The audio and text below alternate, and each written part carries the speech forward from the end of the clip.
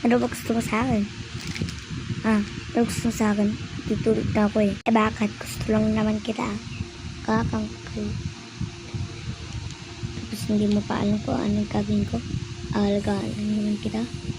Sumay ko pa sa palikod dyan eh.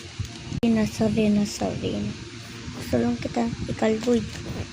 Bakit naman? Ikaw nga kalbo na eh. Hindi mo pa alam yung sinasabi mo. Ito, kainin mo yung puwet ko. Gusto mo pa. Ito pa ako. Gusto mo yung suntukin kita eh. Tapos gagawin ko sa langit. Sorry. Yan eh. Ikaw nga kalbo eh. Tuklog naman dyan eh. Mama, may puli dito.